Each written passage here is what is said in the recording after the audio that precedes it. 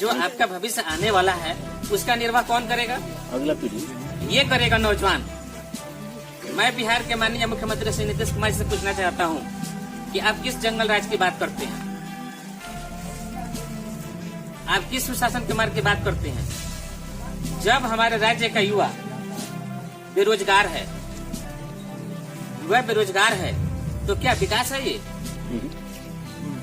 मैं नीतीश कुमार जी से पूछना चाहता हूँ कि आप किस जंगल राज की बात करते हैं?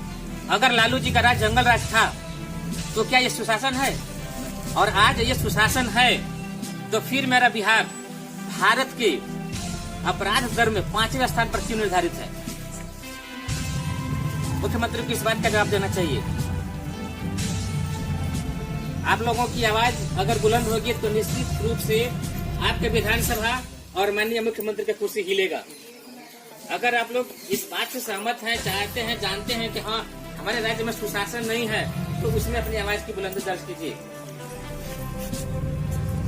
एक साथ अपनी आवाज लगाइए कि हम लोग सुशासन में जी रहे हैं।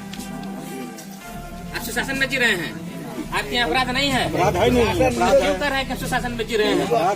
तो ये बिहार का मुख्यमंत्री नीतीश बाबू से हम पूछना चाहते हैं, आपकी मार्फत आप सब लोग के सामने मौजूदगी दर्ज कराइए कि वो किस सुशासन राज की बात करते हैं, किस जंगल राज की बात करते हैं जब युवा को रोजगार नहीं मिला। और उन्होंने कह दिया कि अभी हमारे पास उतना कहाँ है। सुना है आप लोग इस बात को? मुख्यमंत्री का स्टेटमेंट था कि अभी हमारे पास उतना कहाँ है। तो एक घर का मुखिया, एक समाज का जो नेतृत्व करने वाला है, लगभग 15 करोड़ आबादियों का जो नेतृत्व कर रहा है, अगर वो इस तरह की बात करता है कि हमारे पास अभी कहाँ है, तो ये लड़का कहाँ जाएगा? रोजगार लगाना किसका काम है?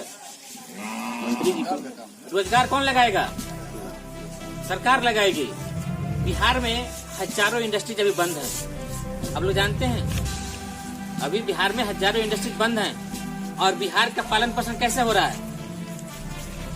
दो चीज होता है विकास के लिए, एक होता है इंपोर्ट और दूसरा होता है एक्सपोर्ट। इंपोर्ट मतलब आयात। बिहार में देश भर से गाड़ियां भर के आती हैं और यहाँ से क्या लेके जाता है? खाली जाती हैं। आप सोचिए महंगाई बढ़ेगा घटेगा? बढ़ेगा। जब हमारे यहाँ किसी तरह का पैदावार नहीं होगा, आप केवल बाजार से लेके आइएगा, बेचने नहीं जाइएगा, तो आप किस सस्ती और महंगाई की बात करते हैं? भारत के प्रधानमंत्री ने कहा था कि हम हर एक साल 15 करोड़ 10 करोड़ युवाओं को रोजगार देंगे। अरे वही रोजगार क्या देंगे प्रधानमंत्री? उन्होंने तो देश बेच दिया। देश बिका, आप लोगों की जानकारी है? रेल बिक गया। सरकारी संपत्ति को आप नुकसान करते हैं, कोई हनन करते हैं, तो क्या है आप? अपराधी हैं। आप सरकारी संपत्ति का नुकसान किए। और जो रेल बेच दिया वो क्या है? वो अपराधी नहीं है? वो अपराधी है कि नहीं है? आप बताइए। तो उसका जवाब जनता के सामने देना चाहिए कि नहीं देना चाहिए? आप लोगों को पूछने का अधिकार है कि आपने रेल क्यों बेच दिया। नरेंद्र मोदी ने बैंक बेच दिए, एयर इंडिया बेच दिया, रेल बेच दिए, LIC बेच दिए। अब क्या बचा है कि बेचेंगे? तो ये लोग लगाऊ है कि बेचू है? बेचू है। तो समाज के विकास के लिए कैसा नेता चाहिए? लगाऊ चाहिए। जो लगाएगा तभी विकास होगा। हमारे बीच एक आर्मी के जवान बैठे हुए हैं। अभी क्या हुआ? सेना के जवान पर, भारत के नौजवानों पर सबसे बड़ा प्रहार किया गया है। वो प्रहार किया था अग्निवीर। ये लड़का, अब हमारे प्रधानमंत्री कह रहे हैं कि देश के युवा अग्निवीर बनेंगे। अग्निवीर की बहाली कितने दिनों के लिए है? 4 साल के लिए है। 4 साल में लड़का क्या करेगा? उसका शादी भी नहीं होगा। आप कह रहे हैं कि आप इकट्ठा कर रहे हैं कि इसको 14 लाख रुपए देंगे। 14 लाख में कितना बचा लेगा? 14 लाख में उसका शादी भी नहीं होगा। और फिर 4 साल के बाद वो क्या करेगा? बेरोजगार हो जाएगा। बेरोजगार हो जाएगा। जब उसका खर्चा बढ़ जाएगा, उसका फैशन बढ़ जाएंगे, तो क्या होगा? वो प्रशिक्षित अपराधी की तरफ जाएगा वो, क्योंकि वो प्रशिक्षण लेकर के आया है। तो ये अपराधी भी 2 तरह के होते हैं, एक प्रशिक्षित हो गया और एक अनप्रशिक्षित हो गया। तो आप देश में प्रशिक्षण दे रहे हैं किस चीज के लिए? अपराध बढ़ाने के लिए। और कह रहे हैं कि हम युवाओं को रोजगार दे रहे हैं। अरे युवाओं को जब रोजगार देना था तो रेल बेचने की क्या जरूरत थी? LIC बेचने की क्या जरूरत थी? तो ये लोग देश के साथ गद्दारी कर रहे हैं कि ईमानदारी कर रहे हैं? गद्दारी कर रहे हैं। तो अब जनता को, भारत की जनता को होशियार होने की जरूरत है और मुख्य रूप से बिहार की जनता को होशियार होने की जरूरत है। जब आप होशियार होइएगा, अपने मत का सही उपयोग करिएगा।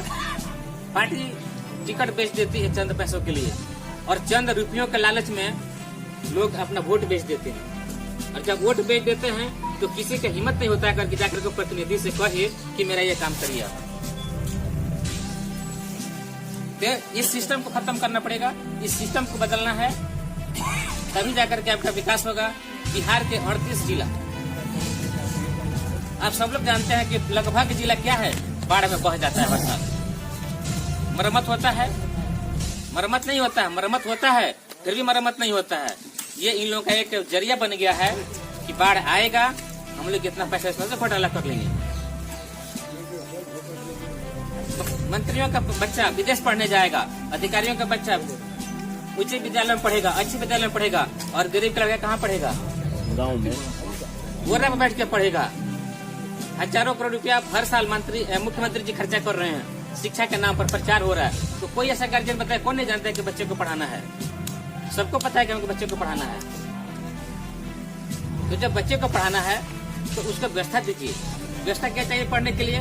उसको बेंच चाहिए, विद्यालय चाहिए, बोर्ड चाहिए। विद्यालय है तो बच्चा नहीं है, बच्चा है तो बेंच नहीं है, लड़का कहाँ पढ़ेगा? अब बेंचे हो या मास्टर नहीं है, वही चीज हम बता रहे हैं। बेंच है तो लड़का नहीं है, और लड़का है तो विद्यालय नहीं है, हो गया। विद्यालय है तो शिक्षक नहीं है, और उसमें टीचरें नहीं है, टीचरें नहीं है। नाम लिखा गया लड़का को, ये क्या है क्या कि जब से पढ़ेगा क्या? ये लोग अपने भविष्य को नहीं बर्बाद कर रहे हैं। नेता लोग, बिहार के नेता लोग आज के बच्चे को पढ़ाना नहीं चाहते हैं। उनके समझ में यह है कि गरीब का बच्चा पढ़ेगा तो हमसे सवाल पूछेगा, इसलिए शिक्षा को खत्म किया जा रहा है। तो शिक्षा खत्म हो रहा है, चिकित्सा बिहार से खत्म हो गया। अभी किसी को कोई जरूरत होती है तो सीधे कहता है कि उत्तर प्रदेश चलिए, गोरखपुर चलिए। तो जैसे बीमारी का दिमाग में आएगा नाम, गोरखपुर याद आएगा। अभी एक हम लोग के सामने त्योहार गुजरा है, छठ और दीपावली, सबसे आस्था बड़ा आस्था का पर्व है। अभी क्या हुआ? सबसे ज्यादा बिहार के युवा दूसरे राज्यों से इस तरह से बिहार आए हैं पूजा करने के लिए। अगर यहाँ इंडस्ट्रीज होता तो वहाँ लोग जाने की जरूरत नहीं होती। तो यहाँ इंडस्ट्रीज बंद किया जा रहा है। बिहार के नेता लोग ही बिहार को बर्बाद करने के लिए सुपारी लिए हैं। यहाँ के इंडस्ट्रीज बंद करेंगे, यहाँ के हॉस्पिटल बंद करेंगे, यहाँ इंडस्ट्रीज नहीं लगाएंगे, यहाँ तेल महंगा रखेंगे, यहाँ शिक्षा महंगा होगा, चिकित्सा महंगा होगा, फिर आपका विकास कैसे होगा? संभव नहीं है।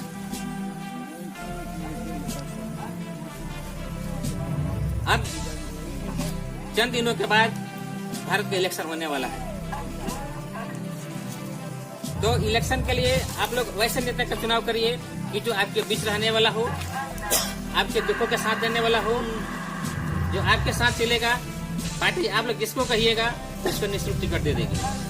अगर आप लोग चाहते हैं कि हमारे विद्यालयों में बेंच लगे, हमारे हॉस्पिटलों में सुरक्षा बढ़े, शिक्षा चिकित्सा की व्यवस्थाएं बढ़े, तो सबसे पहले आप लोग ये पार्टी के एजेंडा को देखिए।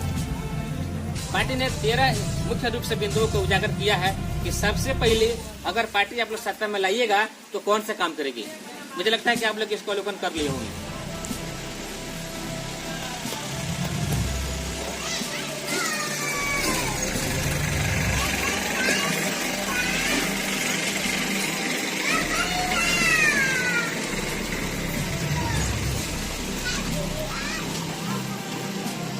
तो कहना है कि रख हौसला वो मंजर भी आएगा, रख हौसला वो मंजर भी आएगा, प्यासे के पास चल के समंदर भी आएगा।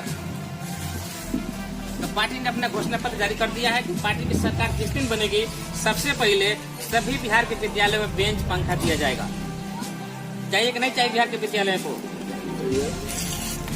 इसके बाद रिक्त सभी जो भी बिहार में सीटें खाली हैं सबको भरा जाएगा और अस्थायी नियुक्ति की जाएंगी।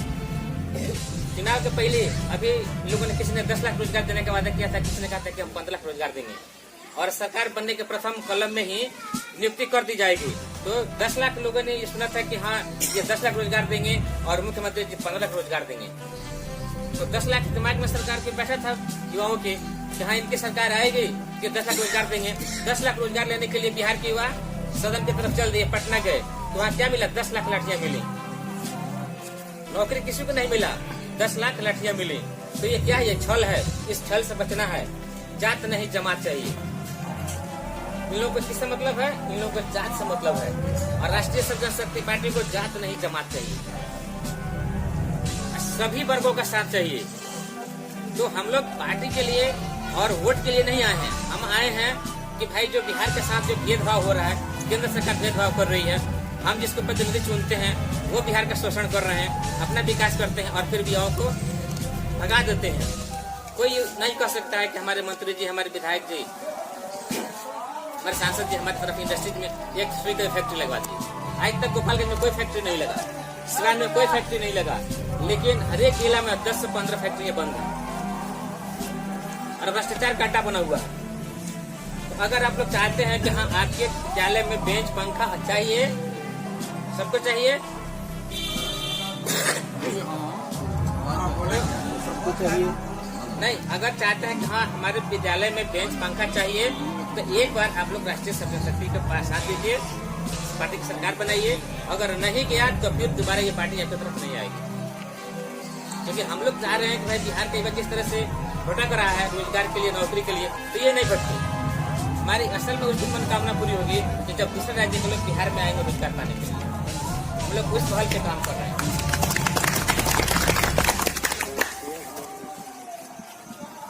युवाओं को नौकरी के लिए जितने भी बिहार में फैक्ट्रियां बंद है सबको शीघ्र चालू किया जाएगा। जब फैक्ट्री चालू हो जाएगा तो दूसरे राज्य के लोग बिहार में काम करने के लिए परिवर्तन करना है। सबके हाथ में पार्टी की ये पत्र पहुंची हुई है और आप लोग एक बार सब लोग खड़ा होइए, अपना हाथ मिलाइए और पार्टी के मनोबल बढ़ाइए कि हम लोग आप परिवर्तन के लिए वोट करेंगे। हम लोग तो वोट करेंगे, आप परिवर्तन के लिए करेंगे। आप लोग वैसे प्रतिनिधि का चुनाव करके पार्टी तक पहुंचाइए कि जो आपका विकास करेंगे। निःशुल्क उसको टिकट देंगे। अगर आप लोग सहमत हैं तो सब लोग खड़ा होइए, एक हमारे साथ अपना सेल्फी दीजिए। हम लोग जांच नहीं करना चाहिए और 5 साल नहीं, हम लोग को 2 साल का ही समय हम लोग मांग रहे हैं।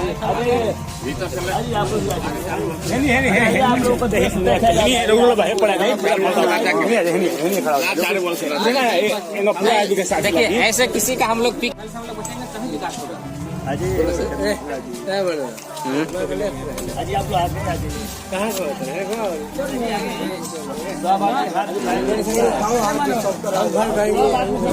हाथ को पकड़ लेंगे, एक दूसरे का हाथ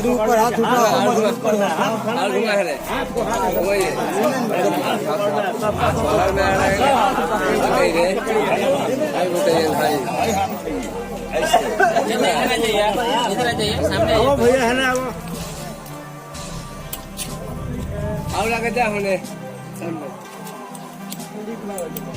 घुमाओ फिर नहीं खड़ी आवड़ी कैमरा चला खाली आवड़ी हाँ प्राण